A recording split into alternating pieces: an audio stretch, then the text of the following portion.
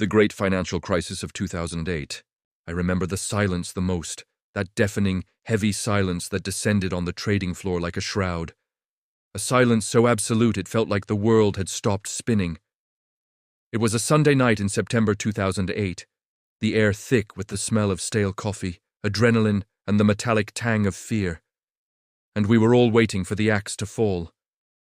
We knew it was coming. We had been dancing on the edge of a volcano for years, pretending the ground beneath our feet wasn't shifting, pretending the heat rising wasn't real. But on that night, there was no pretending anymore. I looked around the room at faces I had known for years, men who had everything, money, power, prestige. And I saw nothing but terror in their eyes, a raw, naked terror that stripped away the arrogance, the bravado, the bespoke suits, leaving behind nothing but frightened children. We were about to watch the world burn, and the worst part, the part that still keeps me up at night screaming into the void, was that we had lit the match. If you want to understand how close we came to the total collapse of civilization, if you want to feel the heart-stopping panic of those days, then you need to subscribe right now, because this is not a history lesson. This is a confession from the eye of the storm. We didn't just break the economy, we broke the social contract, and we are still picking up the pieces today. But to understand how we got to that September morning, we need to go back. Not just a few months or even a few years. We need to go back to a time when owning a home in America meant something completely different. The year is 2001. The dot-com bubble has just burst. Thousands of tech companies have vanished overnight, and the American economy is reeling. Then September 11th happens, and suddenly the entire nation is gripped by fear and uncertainty. Alan Greenspan, the chairman of the Federal Reserve, the most powerful financial position in the world, makes a decision that will change everything. He slashes interest rates to record lows, making borrowing money incredibly cheap. The logic seems sound. If people can borrow money easily, they'll spend more, buy more houses, start more businesses, and the economy will recover. And for a while, it works. Or at least it seems to work. Housing prices start climbing. Not gradually, but aggressively. A house that cost $200,000 in 2002 is suddenly worth $300,000 in 2004. Then $400,000 in 2006. Homeowners watch their property values skyrocket and feel like they've won the lottery without buying a ticket. And this is where something shifts in the American psyche. For generations, buying a home was about stability, about planting roots, about having a place to raise your children.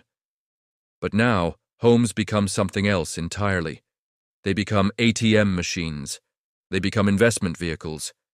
They become tickets to wealth that seems to materialize out of thin air. Your neighbor who works at the grocery store just made $50,000 by selling his house after owning it for 2 years. Your cousin who barely graduated high school is now flipping properties and driving a BMW. Everyone around you is getting rich, and all they had to do was buy a house. The fear of missing out becomes overwhelming. If you don't buy now, you'll be priced out forever. If you don't get in on this, you'll be left behind while everyone else becomes wealthy. And the banks? Oh, the banks are more than happy to help you join the party, because they've discovered something that will prove to be absolutely catastrophic. They've figured out how to make money not by being careful with loans, but by making as many loans as humanly possible, no matter who's borrowing or whether they can actually pay it back. Before we go deeper into this rabbit hole, I need you to do something for me. Hit that like button right now, because what I'm about to show you is something the financial institutions spent billions trying to hide, something they hoped you'd never fully understand. And if this video reaches enough people, if enough of us finally see how the system really works, maybe we can stop it from happening again. So smash that like button, subscribe to this channel, and let's expose the truth together.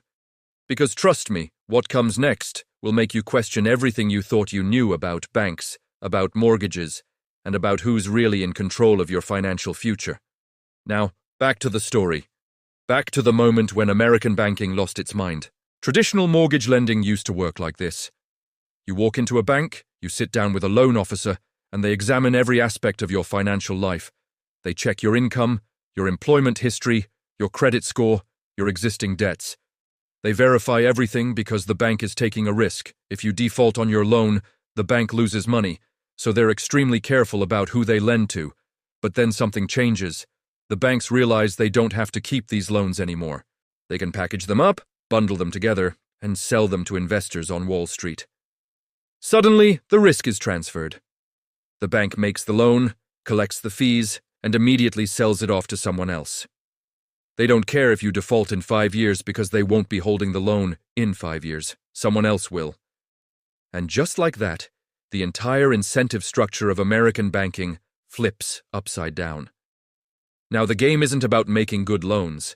The game is about making as many loans as possible because each loan generates fees, and those fees are pure profit. This is when the mortgage brokers enter the picture. And this is when things get truly sinister. These brokers work on commission. The more loans they originate, the more money they make. And they quickly realize that in this new system, they can make loans to virtually anyone. No income verification, no problem. We'll call it a stated income loan. You just tell us what you make, and we'll write it down. We won't check. No down payment? Don't worry about it. We'll give you a second loan to cover the down payment. Bad credit? Doesn't matter. We have something called subprime loans, specifically designed for people like you. Can't afford the monthly payments on a traditional 30-year fixed mortgage?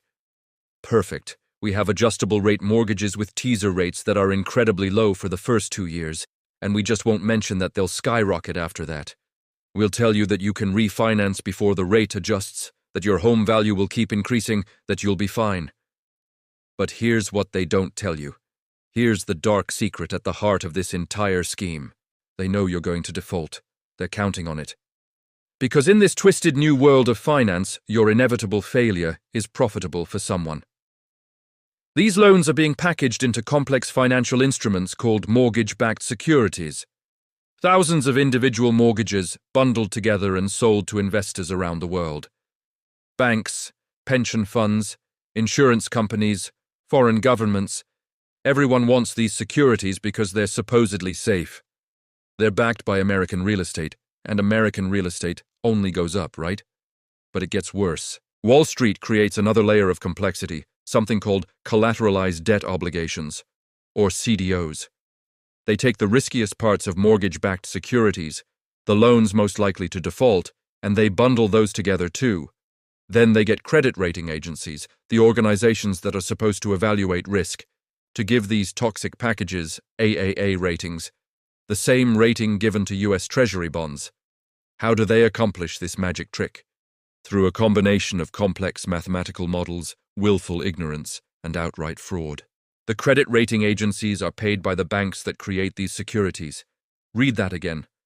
The agencies that are supposed to independently evaluate how risky these investments are get paid by the very companies creating them.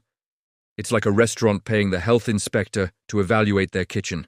The conflict of interest is so obvious, so blatant, that you'd think someone would stop it. But nobody does, because everyone is making too much money. The mortgage brokers are making commissions. The banks are making fees. The rating agencies are making millions. The investors are making returns. The homeowners are watching their property values climb. Everyone wins. Except, of course, they don't. Because this isn't wealth creation. This is a pyramid scheme on a global scale. And like all pyramid schemes, it requires constant growth, an endless supply of new people taking out mortgages they can't afford to keep the whole system inflated. The moment the music stops, the moment housing prices stop climbing, the entire structure will collapse. And there are people who see this coming. Michael Burry, a doctor turned hedge fund manager with Asperger's syndrome, starts reading through mortgage securities, actually examining the individual loans that make up these supposedly safe investments. What he finds horrifies him. Loans given to people with no jobs, loans with terms that make no mathematical sense, loans that were clearly designed to fail. He realizes that when these adjustable rate mortgages reset to their higher rates, millions of Americans won't be able to pay. They'll default en masse, and the entire housing market will implode. So Burry does something that seems completely insane. He bets against the housing market. He creates a financial instrument called a credit default swap, essentially insurance that pays out when mortgage securities fail. The banks laugh at him. They think he's lost his mind. Who bets against American real estate? Who bets against the entire financial system? But Burry isn't alone. A handful of other investors see the same cracks in the foundation. They see the fraudulent loans, the inflated ratings, the mathematical impossibility of what's happening.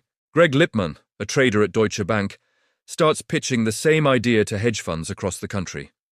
Mark Baum, a money manager with a deep cynicism about Wall Street, investigates and discovers that the fraud goes even deeper than he imagined. Steve Eisman visits the mortgage brokers in Florida and meets salespeople who brag about giving loans to immigrants who can't speak English, who have no idea what they're signing, who are being set up for failure. These investors try to warn people. They try to explain what's happening. But nobody wants to listen. The financial media calls them crazy. Other investors mock them. Even their own colleagues think they've lost their minds. Because housing prices are still climbing, the economy still looks strong, and everyone is still making money. Why would you listen to a handful of pessimists when your portfolio is growing 20% a year? Why would you believe that the entire American financial system is built on fraud when your house just increased in value by another $50,000? But by late 2006, early 2007, something starts to shift. The first cracks appear. Housing prices stop climbing in some markets. They plateau, then start to decline. Suddenly, people who took out those adjustable rate mortgages with teaser rates see their monthly payments double or triple. A mortgage that cost $1,000 a month now costs $3,000. For families already stretching to make the original payment, this is impossible. They default. They walk away. They mail their keys back to the bank. At first, it's a trickle. Artsy. A few foreclosures here and there, nothing to worry about. The financial media calls it a correction, a healthy adjustment after years of rapid growth. But the foreclosures accelerate, and here's where the mathematical reality of what's been built becomes undeniable. Those millions of mortgages that were packaged into securities and sold around the world, they're all connected. When homeowners in California start defaulting, it doesn't just affect California. It affects pension funds in Norway. It affects insurance companies in Japan. It affects banks in Germany. Because these securities were sold as safe investments, financial institutions around the world used them as collateral for other investments. They borrowed against them. They built entire portfolios on top of them. They treated them like cash. So when the securities start losing value, it creates a cascade effect. Banks that held these securities suddenly find themselves with losses, but they don't announce these losses immediately. They hide them. They use accounting tricks to pretend everything is fine. They move the toxic assets off their balance sheets into special purpose vehicles, legal entities designed to obscure the truth. They continue to tell investors, regulators, and the public that everything is under control. Meanwhile, behind the scenes, they're panicking. They're trying to sell these securities, trying to get rid of them before everyone realizes they're worthless. But there's a problem. When everyone tries to sell at the same time, there are no buyers. The market for mortgage-backed securities completely freezes, and this is when the dominoes really start to fall. Bear Stearns, one of the oldest and most respected investment banks on Wall Street, announces in July 2007 that 2 of its hedge funds have collapsed. These funds were heavily invested in mortgage-backed securities, and they're now worthless. The bank tries to contain the damage, but rumors start circulating. Other banks become nervous about lending to Bear Stearns. In the financial world, confidence is everything. The moment other institutions start to doubt your stability, you're in trouble. By March 2008, Bear Stearns is on the brink. Other banks refuse to do business with them. Clients withdraw their money. The stock price, which was over $170 per share a year earlier, plummets. The Federal Reserve, recognizing that if Bear Stearns fails, it could create a systemic crisis, orchestrates an emergency sale to J.P. Morgan Chase. The price, $2 per share. Employees who had their life savings in Bear Stearns stock watch their retirement funds evaporate overnight. But the Fed and Treasury Department tell everyone that this was a contained event. They insist that the financial system is sound, that there won't be any more failures. They're lying. Or maybe they actually believe what they're saying, which might be even worse, because they don't understand the scale of what's been built. They don't realize that the entire global financial system is now connected through these toxic securities. They don't see that banks around the world are hiding trillions of dollars in losses. Through the spring and summer of 2008, the situation deteriorates. More mortgage defaults, more foreclosures, more losses. Housing prices are now in free fall. People who bought homes in 2006 now owe more on their mortgages than their houses are worth. This is called being underwater, and millions of Americans find themselves in this position. Why keep paying a mortgage on a house worth less than you owe? More people walk away, more defaults, more losses for the banks. Fannie Mae and Freddie Mac, the government-sponsored enterprises that guarantee millions of mortgages, are drowning in losses. In September 2008, the government takes them over, effectively nationalizing them. The message is clear. The housing crisis has become so severe that even quasi-government institutions can't survive. Then comes September 12, 2008. Lehman Brothers, the fourth largest investment bank in America, announces massive losses. Over the weekend, desperate negotiations take place. The CEO of Lehman Brothers begs other banks to buy them, begs the government to bail them out, begs anyone who will listen to save the company. But this time, the government says no. Treasury Secretary Henry Paulson, himself a former CEO of Goldman Sachs, decides that bailing out another bank would create moral hazard. It would teach Wall Street that no matter how reckless they are, the government will always save them. So Lehman Brothers is allowed to fail. On Monday morning, September 15th, the company files for bankruptcy. It's the largest bankruptcy in American history. And this is when everything breaks. Because what Paulson and the other regulators don't fully understand, or maybe don't want to admit, is that Lehman Brothers isn't just another bank. They're deeply interconnected with every major financial institution in the world. They have trillions of dollars in derivative contracts. They owe money to everyone. And everyone owes money to them. Within hours of the Lehman bankruptcy announcement, panic spreads through global markets.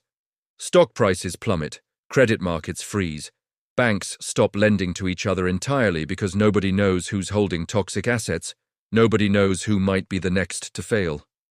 The commercial paper market, which is how corporations borrow money for day-to-day operations, completely seizes up.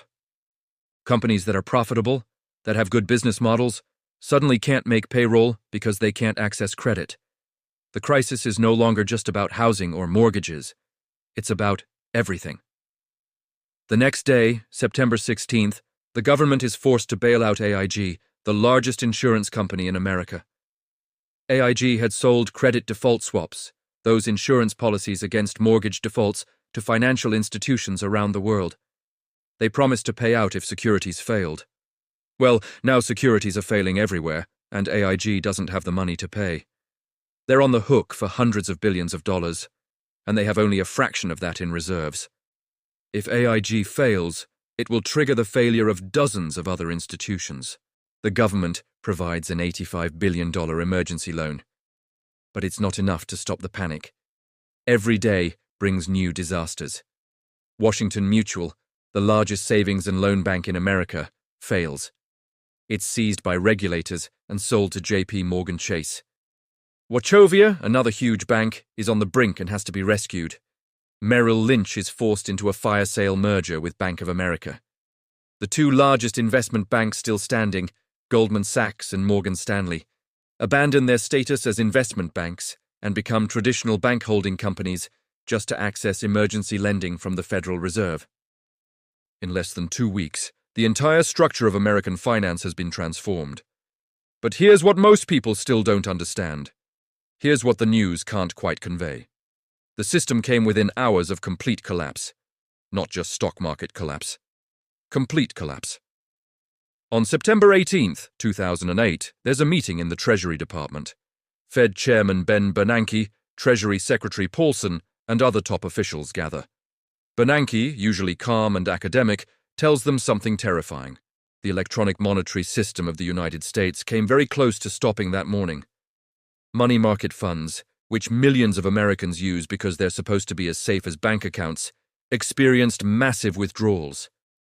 $550 billion was pulled out in a matter of hours. The Treasury had to guarantee money market funds, something they'd never done before, to stop the run. But here's what Bernanke tells them. If they hadn't acted, if the money market funds had collapsed, ATMs would have stopped working within days. Credit cards would have been declined. Businesses wouldn't have been able to process payments. Paychecks would have bounced. The entire electronic infrastructure that modern commerce depends on would have failed. Not in some distant future, not in a worst-case scenario, within days. Picture this. You go to the grocery store to buy food for your family, you swipe your credit card, and it's declined. You go to an ATM to get cash, and it says the network is unavailable. You call your bank, and they tell you they've suspended all withdrawals. You show up to work, and your employer tells you they can't pay you because their accounts are frozen. This isn't a theoretical scenario. This isn't fear-mongering. This is what was about to happen to the wealthiest, most advanced nation on Earth. Because the entire modern financial system is built on confidence and electronic ledgers. When that confidence evaporates, when people start doubting that their money is actually there, the system simply stops functioning. We were hours away from that. Hours. And most Americans had no idea. They saw the stock market falling. They heard about banks failing. But they didn't understand that the very fabric of modern civilization was about to tear apart. Congress is told they need to pass a massive bailout bill. $700 billion to buy up toxic assets from banks. The initial proposal is 3 pages long and essentially says, "Trust us with this money. No oversight required." Congress predictably rejects it. The public is furious. Why should taxpayers bail out Wall Street bankers who created this mess? Why should we save the people who got rich, giving fraudulent loans to families who lost their homes? The anger is justified. The frustration is real. But what happens next shows just how dire the situation is. When Congress votes down the bailout bill on September 29th, the stock market has its largest point drop in history. 777 points in a single day. Global markets collapse. Foreign governments start calling, panicking about their investments in American securities. And the following week, Congress passes a revised bailout bill. They have no choice. Because the alternative isn't just recession, it's the complete collapse of the economic system. The bill passes on October 3rd, 2008. The Troubled Asset Relief Program, or TARP, gives the Treasury Department $700 billion to stabilize the financial system. Banks that are on the verge of failure receive capital injections. The government essentially becomes a shareholder in major financial institutions. It's the most massive intervention in the economy since the Great Depression. But even this isn't enough to immediately stop the bleeding. The damage has been done. The economy is in free fall. Companies are laying off workers by the hundreds of thousands. The unemployment rate spikes. The stock market continues to plummet. By March 2009, the Dow Jones Industrial Average has fallen from its peak of over 14,000 in 2007 to below 6,500. Retirement accounts have been cut in half. Home values have collapsed. The wealth destruction is staggering. Estimates suggest that American households lost $16 trillion in net worth from the start of the crisis to the bottom in 2009. $16 trillion. That's more than the entire GDP of most countries. That's the life savings of millions of families, vanished. But let's zoom out for a moment. Let's talk about what this actually meant for real people, for families, for communities. Because the statistics, as horrifying as they are, don't capture the human cost. Detroit becomes a ghost town. Entire neighborhoods are abandoned as people lose their homes and can't afford to maintain them.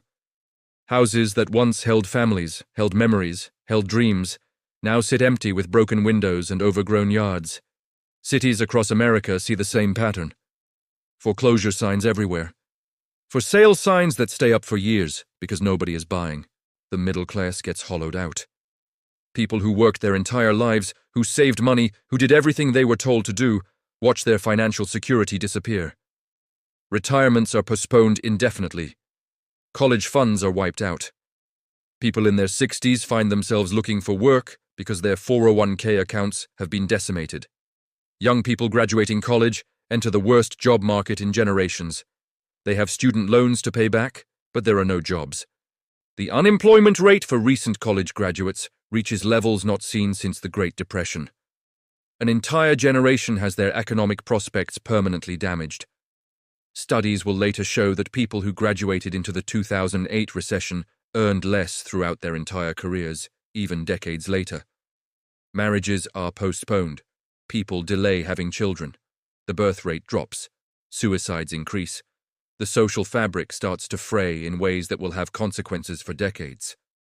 And through all of this, the people who caused the crisis face almost no consequences.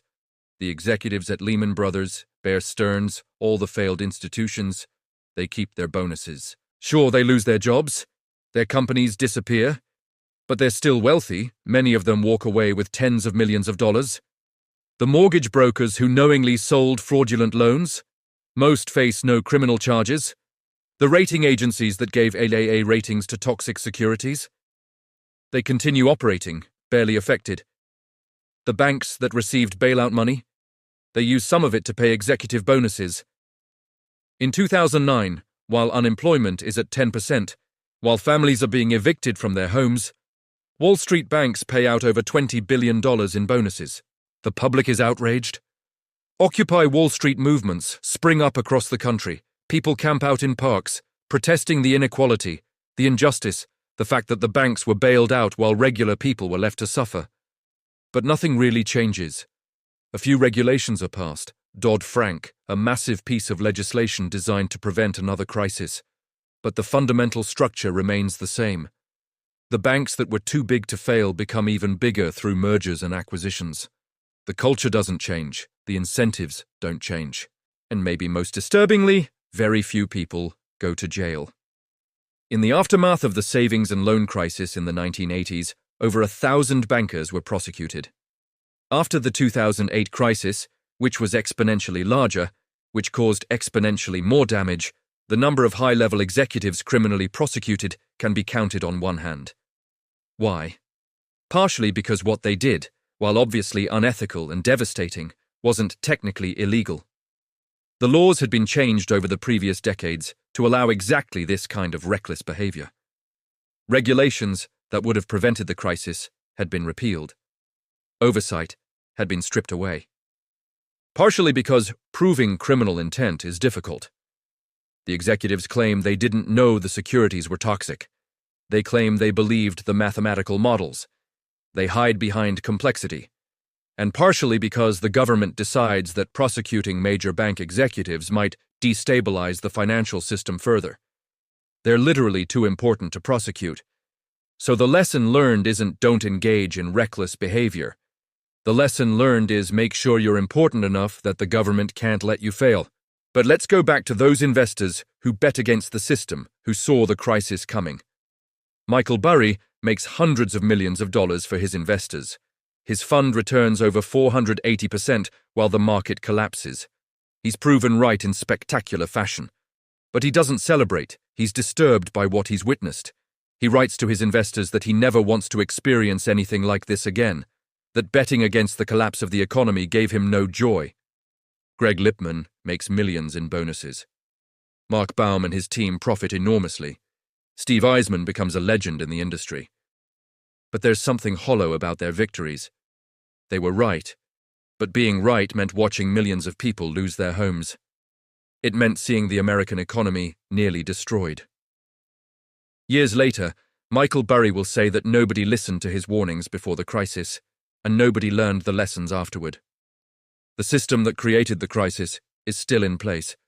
The incentives that drove reckless behavior haven't been fixed. The next crisis is just a matter of time, and he's not wrong to be pessimistic. Because if you look at what happened in the years after 2008, you see a pattern that should terrify you. The Federal Reserve, in response to the crisis, lowers interest rates to zero. They pump trillions of dollars into the financial system through quantitative easing, essentially creating money out of thin air to buy bonds and keep the market stable. This prevents another immediate collapse. But it also creates massive distortions. Stock prices recover and then soar to new highs. Not because the economy is strong, but because all that money has to go somewhere. The wealth gap widens. The richest Americans, the ones who own stocks and real estate, see their assets increase in value. The middle class, still recovering from the crisis, sees wages stagnate. Income inequality reaches levels not seen since the 1920s. And the financial sector? It's bigger and more concentrated than ever. The 5 largest banks control nearly half of all banking assets in America. They're more powerful, more interconnected, more systemically important than they were in 2008. The too big to fail problem hasn't been solved. It's gotten worse. Corporate debt reaches record levels. Not because companies are investing in productive capacity, but because cheap money makes it profitable to borrow for financial engineering. Companies buy back their own stock to boost share prices.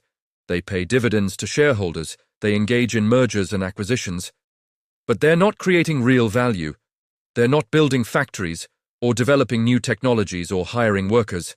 They're shuffling money around. The student loan bubble grows to over $1.7 trillion. An entire generation is burdened with debt that they can't discharge in bankruptcy, that follows them for life. Auto loans, another bubble. By 2019, Americans owe $1.3 trillion on car loans, with longer and longer terms and higher default rates. Credit card debt, over $1 trillion. Commercial real estate debt, approaching record levels. Every sector of the economy is leveraged to the hilt. Everyone is borrowing, assuming that nothing will go wrong, that the good times will continue forever. Sound familiar? But there's another aspect of this story that we need to address. The political consequences. The 2008 crisis doesn't just destroy wealth. It destroys trust. Trust in institutions, trust in government, trust in experts, trust in the system. When people watch bankers get bailed out while they lose their homes, they lose faith in fairness. When they watch executives escape punishment while they struggle to find work, they lose faith in justice. When they watch politicians promise change but deliver more of the same, they lose faith in democracy. This creates an opening for populists, for demagogues, for anyone who can channel the anger and frustration. The Tea Party movement on the right, fueled by rage at government spending and bailouts. Occupy Wall Street on the left, fueled by rage at inequality and corruption. Both movements are responses to the same underlying reality. The system is rigged. The deck is stacked. The game is fixed. By 2016, this anger helps elect Donald Trump, a candidate who promises to drain the swamp, to fight the elites, to give voice to the forgotten Americans. And regardless of what you think of Trump, regardless of your political views, you have to acknowledge that his victory is directly connected to the 2008 crisis. The crisis created the conditions for his rise. It shattered the consensus that had governed American politics for decades. It made people willing to take a chance on someone who promised to tear down the system. In Europe, the effects are similar. The crisis exposes the flaws in the European Union's structure. Countries like Greece, Spain, Portugal, Italy are devastated. Unemployment in Greece reaches 27%. Youth unemployment exceeds 50%. Entire generations are lost. The refugee crisis that follows civil wars in Syria and Libya hits Europe at exactly the wrong time, when economies are weak and people are angry. Right-wing populist parties surge across the continent. Brexit happens, with Britain voting to leave the European Union. The post-World War II international order starts to crumble. And all of it, traces back to that September morning in 2008, when Lehman Brothers collapsed and the world changed forever. But here's the question that should keep you up at night. Have we actually learned anything? Have the conditions that created the crisis been fixed? Or are we just waiting for the next explosion? Let's look at the evidence. Financial regulation has been weakened. Parts of Dodd-Frank have been rolled back. Oversight has been reduced. The same politicians who promised to crack down on Wall Street have taken millions in campaign contributions from the financial industry. The revolving door between Wall Street and Washington continues to spin. Treasury secretaries come from Goldman Sachs and return to Goldman Sachs. The people regulating the banks are the same people who used to work for the banks and will work for the banks again. How can we expect them to be tough regulators? The culture on Wall Street hasn't changed. If anything, it's become more arrogant. Traders joke about the bailouts. Executives complain about regulations as if they're the victims. The entitlement, the sense that they deserve their wealth regardless of the damage they cause, it's all still there. Debt levels are higher than ever. Government debt, corporate debt, consumer debt, it's all at record levels. The only thing keeping the system stable is low interest rates. But what happens when rates rise? What happens during the next recession? The Federal Reserve has already spent its ammunition. Interest rates are already low. They've already created trillions of dollars through quantitative easing. When the next crisis hits, what tools do they have left? The answer is terrifying. They'll have to create even more money, lower rates even further into negative territory, engage in even more extreme interventions. And each intervention makes the system more fragile, creates more distortions, sets up the conditions for an even bigger crisis down the road. We're trapped in a cycle. Crisis leads to intervention. Intervention creates artificial stability. Artificial stability encourages more risk-taking. More risk-taking creates the conditions for the next crisis. And each cycle gets bigger, more severe, more dangerous. The 2008 crisis was bigger than the dot-com bubble. The next crisis will likely be bigger than 2008. Some economists and analysts are already warning about what they see. The corporate debt bubble, the student loan crisis, the pension crisis, the commercial real estate bubble, the everything bubble, fueled by a decade of easy money, pick your poison, pick your catastrophe. They're all brewing simultaneously.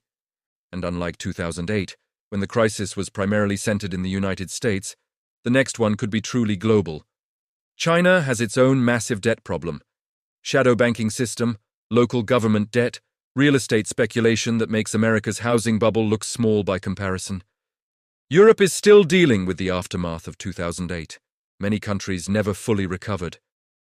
Italy's economy is barely larger now than it was 15 years ago. When the next shock hits, what happens? Japan has government debt over 200% of GDP. They've been engaging in extreme monetary policy for decades. They're an example of what the endgame looks like, and it's not pretty. Zombie companies kept alive by cheap credit, an aging population, stagnant wages, deflation despite massive money printing. We're all becoming Japan. The entire developed world is following the same path.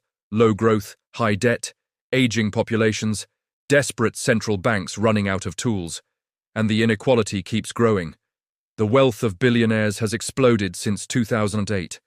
They've captured almost all the gains from the recovery. Meanwhile, median household wealth has barely recovered. The middle class continues to shrink. The American dream, the promise that if you work hard, you can achieve prosperity, feels increasingly out of reach. Young people today face challenges their parents never imagined. Housing prices in major cities are so high that ownership is impossible without inherited wealth. Student loans are crushing. Wages haven't kept up with the cost of living. Retirement seems like a fantasy. And every time someone points this out, every time someone says the system is broken, they're told to just work harder, to make better choices, to stop complaining. As if individual choices can overcome systemic problems. As if one person's determination can fix a rigged economy. This is gaslighting on a massive scale. The crisis revealed that the emperor has no clothes, that the system doesn't work the way they told us it works. But instead of fixing the system, they've spent 14 years trying to convince us that everything is fine, that we just need to trust the experts, that the adults are in charge. But are they? The same experts missed the 2008 crisis. The same experts said the housing market couldn't crash. The same experts said Lehman Brothers was well capitalized days before it collapsed. Why should we trust them now when they say everything is stable, everything is fine, don't worry about the mounting debt and the asset bubbles and the inequality? The answer is we shouldn't. We shouldn't trust blindly. We should question. We should demand accountability. We should recognize that the people in charge have their own interests, and those interests don't always align with ours. This isn't conspiracy theory. This is just reality. The banks make money by taking risks. When those risks pay off, they keep the profits. When those risks blow up, they get bailed out by taxpayers. It's privatized gains and socialized losses. It's a system designed to benefit a very small group of people at the expense of everyone else. And until we fundamentally restructure the incentives, until we break up the too-big-to-fail banks, until we hold executives criminally accountable, until we separate commercial banking from investment banking, until we restore the regulations that kept the system stable for decades, nothing will change. The next crisis is inevitable. It's not a question of if. It's a question of when. And when it comes, it will be worse than 2008 because we've learned nothing, fixed nothing, changed nothing. We've just inflated a bigger bubble and pretended everything is fine. So what can you do? What can anyone do when the entire system is broken? First, understand what happened. Truly understand it. Don't let them tell you the crisis was caused by poor people buying houses they couldn't afford. That's victim-blaming propaganda. The crisis was caused by Wall Street banks that deliberately created a system of fraud because it was profitable. Don't let them tell you the bailouts were necessary and worked perfectly. The bailouts saved the banks but abandoned homeowners. Millions of families lost their homes while bankers kept their bonuses. That's not success. That's injustice. Don't let them tell you it can't happen again. It can, it will, unless we change the system.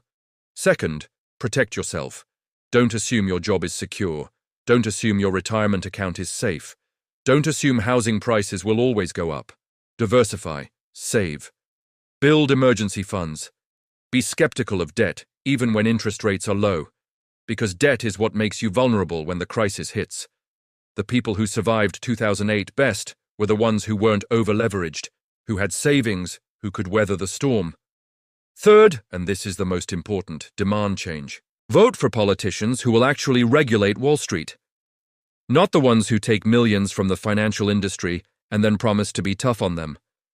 Not the ones who appoint Goldman Sachs executives to run the Treasury Department. The ones who will break up the big banks. The ones who will restore Glass-Steagall, the law that separated commercial and investment banking for decades until it was repealed in 1999, right before everything went crazy. Support organizations fighting for financial reform, speak out, make noise, because the banks are counting on you to forget. They're counting on the anger to fade. They're counting on people to get distracted by the next news cycle, the next scandal, the next crisis. Don't let them win by staying silent. And here's something else they don't want you to know. The 2008 crisis didn't have to happen. It wasn't a natural disaster. It wasn't inevitable. It was a choice. A series of choices made by people who put profits over prudence, greed over responsibility, short-term gains over long-term stability. Every mortgage broker who knowingly sold a fraudulent loan made a choice. Every banker who packaged toxic securities made a choice. Every rating agency analyst who stamped A on garbage made a choice. Every regulator who looked the other way made a choice. Every politician who took campaign money and loosened regulations made a choice. And we're still living with the consequences of those choices.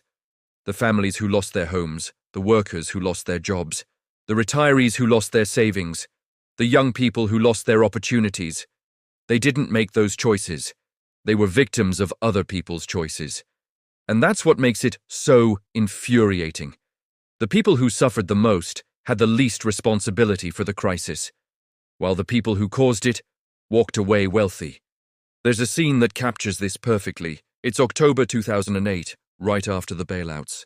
The CEOs of the major banks are called to testify before Congress. They sit there in their expensive suits, behind their nameplates, looking uncomfortable but not particularly remorseful. Members of Congress grill them, asking how they could have let this happen, how they could have been so reckless. And the CEOs give the same answers over and over.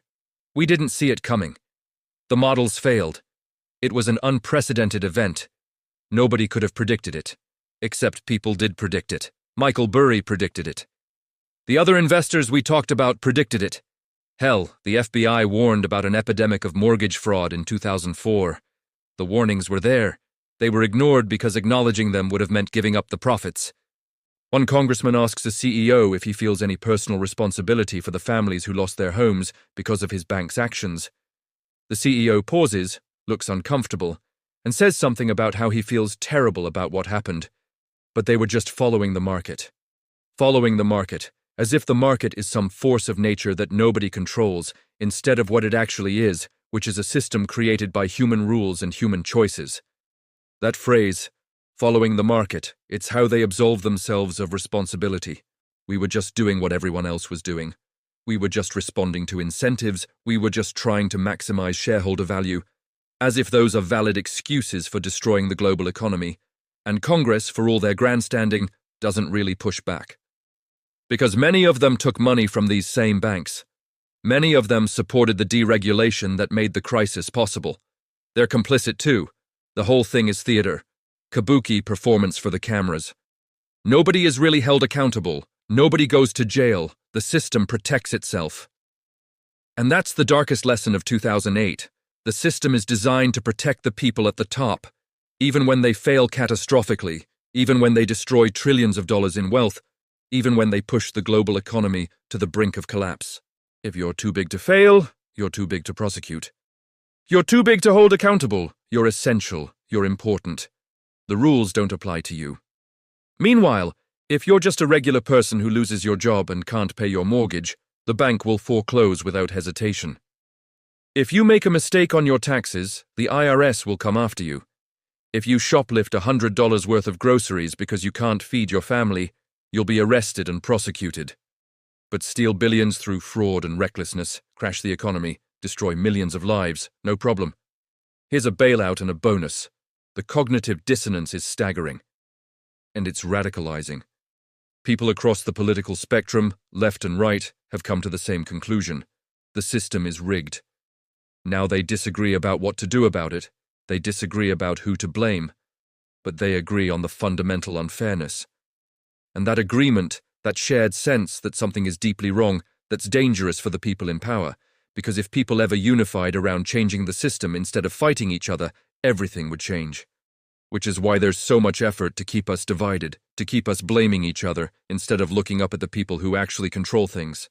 They want workers to blame immigrants for taking their jobs, instead of corporations for moving jobs overseas. They want young people to blame old people for the economy, instead of the policies that hollowed out the middle class. They want renters to blame homeowners, instead of the financial system that turned housing into an investment vehicle. As long as we're fighting each other, we're not looking at them. And they can keep extracting wealth, keep consolidating power, keep rigging the game in their favor. But here's what gives me hope. People are waking up. Slowly, maybe too slowly, but they're waking up. The Occupy movement didn't achieve its immediate goals, but it changed the conversation.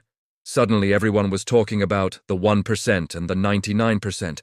That language, that framework, it's now part of how we understand the economy. Young people especially are questioning everything. They grew up during the crisis. They watched their parents struggle. They graduated into terrible job markets. They're buried in student debt. They can't afford housing. And they're asking, why? Why is the system like this? Why do we accept this as normal? Why do billionaires exist when people are homeless? These are good questions, fundamental questions, the kind of questions that make people in power very nervous. Because once you start questioning the fundamentals, once you stop accepting that this is just how things are, everything is up for debate. Maybe banks shouldn't be able to gamble with depositors' money. Maybe healthcare shouldn't be tied to employment. Maybe education shouldn't leave people in debt for decades. Maybe housing should be for living in, not for speculation. Maybe the economy should serve people, not the other way around. These aren't radical ideas. In most developed countries, they're just common sense. But in America, they're treated as dangerous radicalism. Why? Because changing any of these things would threaten the profits of powerful industries. And those industries have spent billions making sure the system stays exactly as it is. They fund think tanks that produce reports saying regulation is bad. They fund politicians who vote against reform. They fund media outlets that attack anyone who questions the system.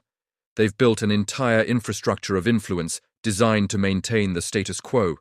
But that infrastructure is cracking.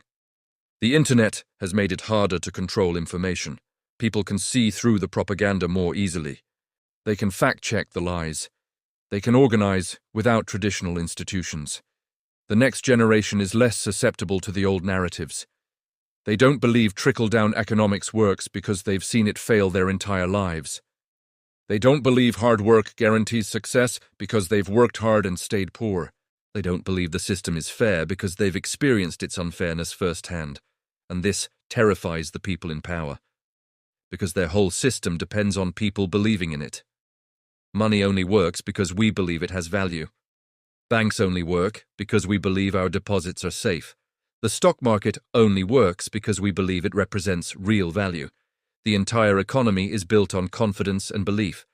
And when people stop believing, when they lose faith in the system, everything falls apart. We saw this in 2008. The moment people doubted the banks collapsed. The moment people questioned the value of mortgage securities, those securities became worthless. Confidence is everything. And confidence is exactly what's eroding now. People don't trust banks. They don't trust politicians. They don't trust experts. They don't trust institutions. And you know what? They're right not to. These institutions have failed us repeatedly. They've lied. They've stolen. They've rigged the game and then blamed us for losing. Why should we trust them? But here's the tricky part. We can't just tear everything down. We need functioning institutions. We need banks and governments and systems. The question is, how do we reform them? How do we build institutions that actually serve the public good instead of extracting wealth? I don't have all the answers. Nobody does. But I know it starts with accountability, real accountability, not the fake accountability we saw after 2008. When executives commit fraud, they need to go to jail. When banks engage in reckless behavior, they need to fail. When politicians sell out to special interests, they need to lose elections. We need consequences. Without consequences, bad behavior continues. It's that simple. We also need structural changes. Break up the big banks, restore regulations, separate commercial and investment banking, ban the most dangerous financial instruments, put meaningful limits on leverage, create real oversight with actual enforcement power. These aren't new ideas. Many of them existed before and worked well until they were dismantled. We're not trying to invent something revolutionary, we're trying to return to what worked, and we need to address inequality. Not because inequality is inherently wrong, but because extreme inequality destabilizes society. When too much wealth concentrates at the top, it creates political instability, social unrest, and economic fragility. The middle class is the foundation of a healthy economy. Strong middle class means strong consumer demand, means strong economic growth. Hollowed-out middle class means stagnation, instability, crisis. It's not ideology. It's mathematics. The 2008 crisis should have been a wake-up call. It should have led to fundamental reform. Instead, we hit the snooze button.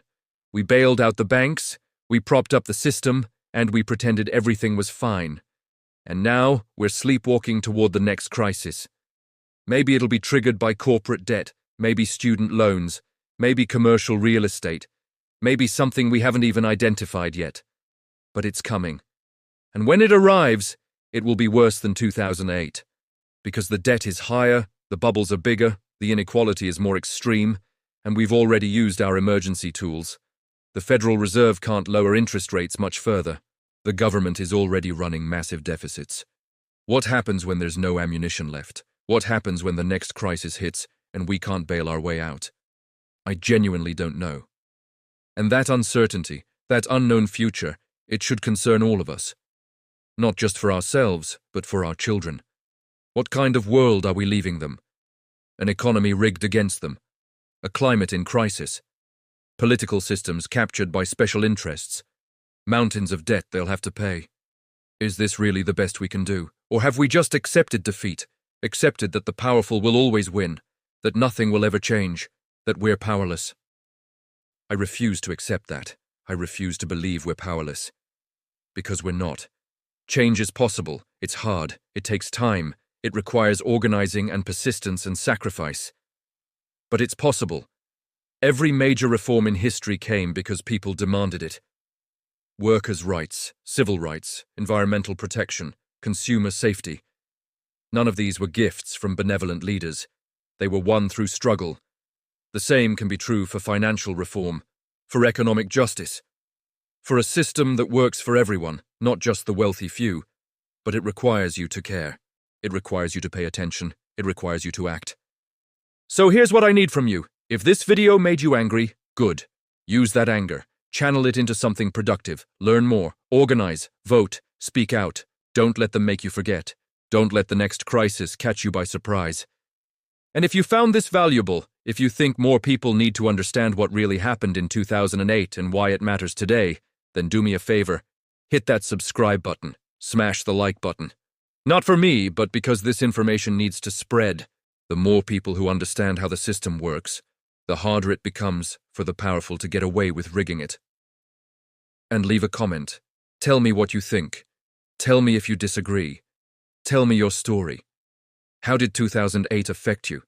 How did it affect your family? Are you worried about the next crisis? Even if you completely disagree with everything I've said, comment anyway. Because these conversations matter. Understanding matters.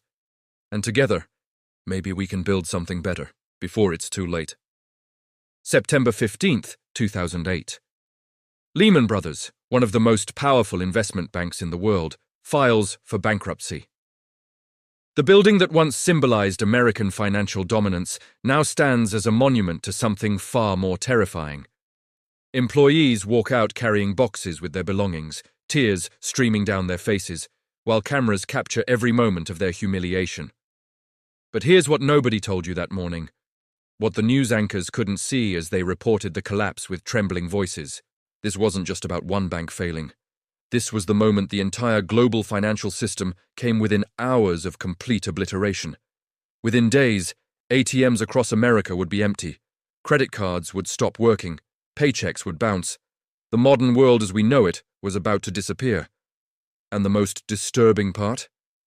The people who saw it coming tried to warn everyone, but nobody wanted to listen. Because admitting the truth meant accepting that everything we believed about money, security, and the American dream was built on a foundation of lies so elaborate, so intricate, that when it finally crumbled, it would take down everything with it.